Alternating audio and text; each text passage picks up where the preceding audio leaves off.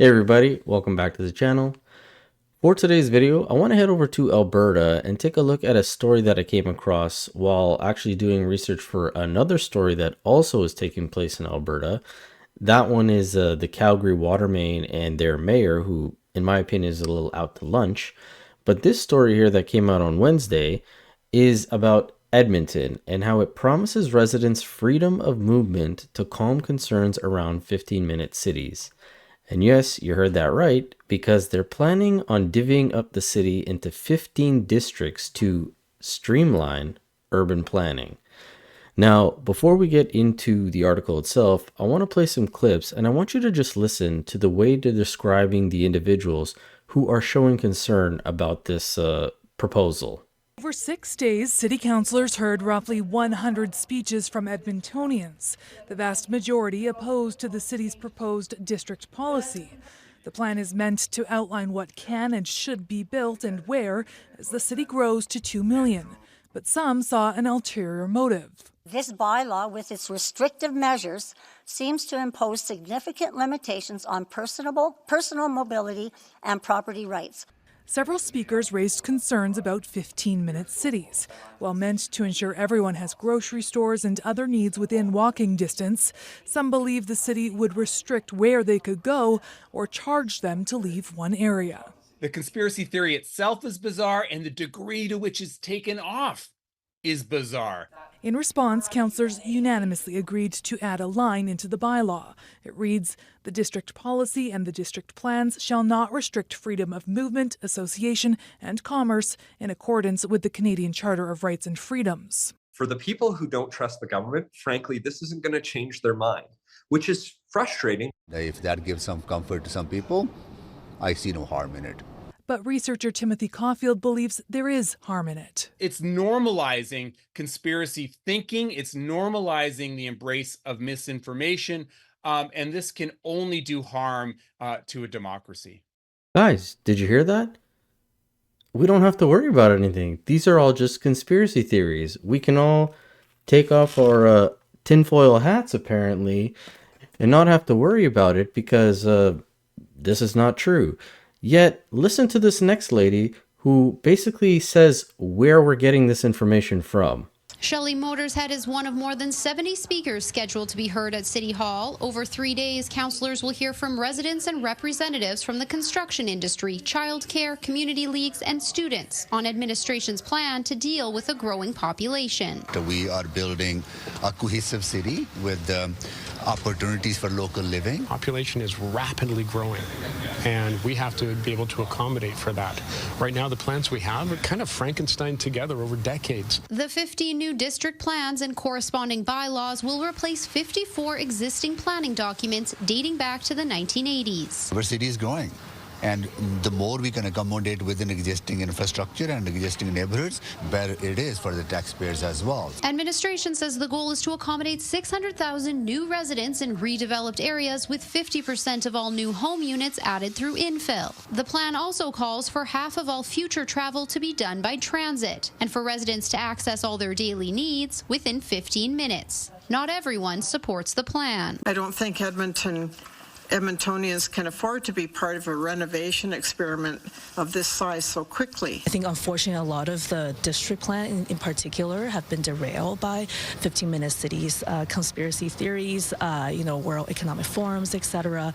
Now, I find it absolutely crazy that they are basically calling anybody who has concerns about this policy or this plan to divvy up into 15 districts is a conspiracy theorist, yet in the same sentence she mentions the World Economic Forum. And who knows, maybe I gotta throw my tinfoil hat back on just by mentioning them. But if you listen to the first video, it talked about over the past 6 days, there's been 100 individuals there, and a vast majority of them have shown concern and disapproval for this policy. Yet it says the council passed a second reading of the district policy in a 10-2 vote Tuesday afternoon, along with the amendment noting that the plans would not restrict movement for Edmontonians. The amendment passed with a 12-0 vote. Yet, why do people have such a concern about their freedom of movement? Well, if we look at another 15-minute city like in London, This is an issue that they have, and this gentleman already knows that and uses it as a prime example. But where do these fears of 15-minute city lockdowns come from? Urban planning professor with the University of Alberta, Sandeep Agrawal, tells me the origins of that conspiracy trace back to London, but he says it's not a new one. The origin could go back to early 19th century origins. More recently could go back to your example from London in the UK, where certain restrictions were placed for cars to enter into the downtown area of London. So he openly is admitting that there is evidence of a 15-minute city restricting movement with vehicles because there's too little space or there's not enough parking, whatever the case may be. But we're even seeing this in the US, where they propose this in New York, where people coming from New Jersey and the outskirts coming into the city, they would be charged now a new congestion fee for going into the lower Manhattan area. Walk the streets of Manhattan, and you may soon see hundreds of new cameras covering every lane headed downtown. They're charging a new toll on congestion. We are going to be the very first state in the nation, the very first city in America to have a congestion pricing plan. The new toll covers much of lower Manhattan. Entering this zone in a car could cost up to $23 a day. Now, I do want to point out that even though this has been being pushed since, as you saw there, she made that announcement in 2023, as of yesterday, they actually put an indefinite pause as this was supposed to be rolled out this coming Sunday. Now, the reason for it, she claims that people can't afford life right now, groceries are too expensive, this and that.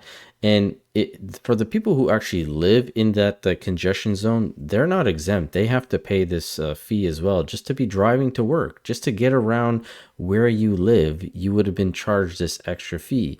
And the individuals coming from the outskirts, like I said, New Jersey, or crossing any of those major bridges, they already had to pay a toll to get into the city, but then they would have been charged on top of that, which is just bananas.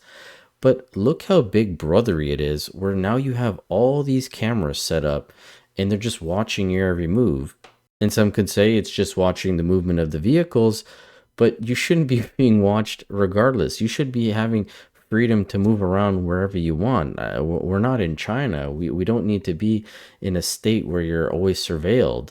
And maybe this is, again, just the tinfoil hat talking, but this continues to be more of these talking points of you will own nothing and be happy, because they're trying to get you to get away from your own vehicle, use the public transit, live in these smaller areas where you're limited to where you can go. And as I mentioned earlier in the video, the reason I came across all this was because I was trying to do a story or research on the water main situation in Calgary, and in particular with this mayor of theirs, Jyoti Gondek, because she basically has these same sort of talking points where people are going to be happy not owning a house. They would much rather rent. They'll have a lot more freedom, as you're going to hear here. So we're starting to see a segment of the population reject this idea of owning a home, and they're moving towards rental because it gives them more freedom. They can travel to different places. They can try out different communities. Their job may take them from place to place. And so people have become much more liberated around what housing looks like and what the tenure of housing looks like. But as municipalities, we haven't kept pace with that change. We're still stuck in the 40s, 50s, and 60s. On what planet does this lady live on that people would much rather rent an apartment than own their own property or own their own house? Because let me tell you, I bet you she doesn't rent. I bet you she owns her own house and she's very happy with that. And when you take a look at these 15-minute cities, that's exactly what it is. It's going to be tons of these apartment complexes. People are going to be crammed in there, essentially a little bird cage, so you have limited movement or limited space to do anything. And they're telling you that they're not going to restrict your movement, yet this is how they start. They say a little bit, they say a little bit, they take. Right now, they're doing that with this water main situation, but not only in Calgary, also in Quebec, which I haven't heard much about this story. I've only read this article about it, but it says Quebec residents were told to limit water consumption after a water main break. interesting that there was 2 water main breaks. Who knows if there's any more, but it'll be down from as of Wednesday to next week. And if individuals are caught, I guess, using their water outside of what they are allowed to do, they're going to be getting fined $1,000, and that's the initial fine. After that, it will go up to $2,000, I believe it is. Yeah, residents caught washing their vehicles or plants will receive a notice and face fines from $1,000 to $2,000. The break will affect water supply and quality in 12 different sectors across 5 boroughs where about almost 200,000 people live. And we're seeing this, as I said, in Calgary too, where the mayor is coming out and saying, great job, guys, you're using less water than normal. And then also in some weird thing saying, drink beer instead of water, do like dads do and don't shower as often. Just very strange things. Who have been reducing their water usage, today you get a pass. No need to shower, no need to shave. We're just going to call it come as you are. It's dad style all day. And I want to celebrate the fact that you have been doing your part to conserve water and help us when we really need it. Brush your teeth in the shower. 2 birds, 1 stone. Drink beer instead of water. Only water the plants that you really like and call it survival of the fittest. Skip washing the car. Little dirt adds character. Imagine you're on a game show and the prize is lower water bills. Put a sealed glass jar in your toilet tank to save water when you flush. And just the barest whisper of water in one's whiskey. Timeline to repair the feeder main seems to be on track, and we are still shooting for that July 5th completion date. I can report that yesterday our water consumption levels were up again. We used 467 million liters. And while that is below the threshold, we're trying to stay lower so we can ensure that we have an emergency supply of water available in case it's needed. We are making sure that non-potable water from the river is available for all of you to access safely. So we're offering this to the public in the same way that we have offered it for commercial and construction uses. So in addition to both the Ogden boat launch and Baker Park, there are now 4 more locations where you can bring your containers to get non-potable water in the city. And those 4 locations are the Spy Hill Landfill, the Genesis Center, Ambrose University, and Bishop O'Byrne High School. You can go to any of these 6 locations between 7 o'clock in the morning and 7 o'clock in the evening with your containers. And as a reminder, this is non-potable water. So just like the water that comes out of your rain barrel, it is not fit for drinking or preparing any type of food. It is to be used for watering your plants and watering your gardens. So apparently they have an unlimited supply of non-drinkable water for your plants, your cars, whatever else you want. Just bring containers, go to the landfill, because that's a new place that you can go to get water. But you can't use the actual water that's coming out of your tap because that water is just too precious. And if you listen to when she said that their target date was, it was also July 5th. How are 2 water mains broken at the same time and are expected to be fixed at the exact same date as well?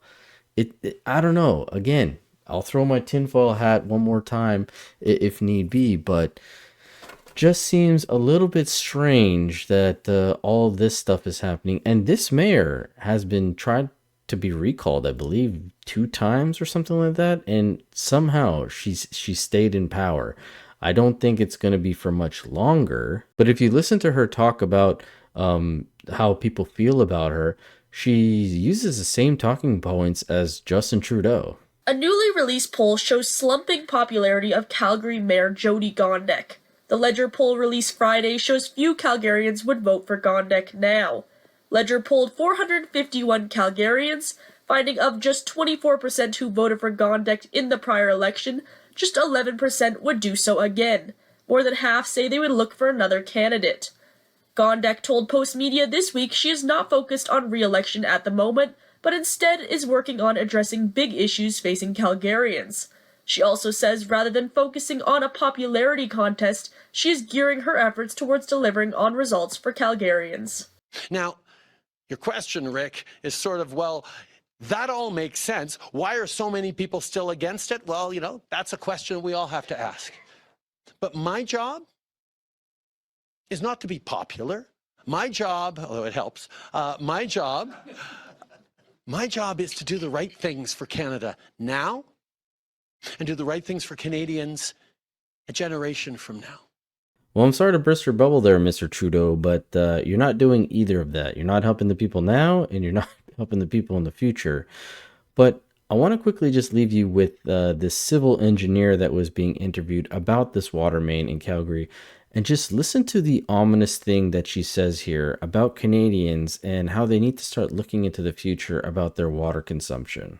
I'm going to come to that in just a second, but you raised something that struck me as well. The fact that we understand, or to this point anyway, that there was no forewarning on all of that. That was a surprising aspect, but which maybe we can talk about in a little bit more detail. But also, what would seem to me as an outsider, you know, the relative newness of this feeder main. The mayor said this is a pipe that had a life expectancy of 100 years, but this was only about 50 years old. So was that also a surprising aspect to you?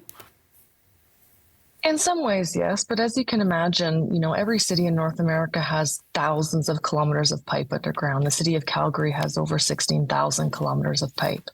And so are you aware of what's happening at every stretch of that pipe? That's a different conversation. This pipe, yes, was it, you know, had it reached its design capacity? No.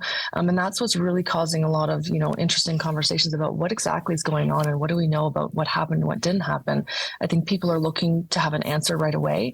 But when you've got something underground, it takes a little bit of time to figure out what exactly is the root cause of that. And what are the key questions for you that need to be answered, both in the short term and then longer assessment?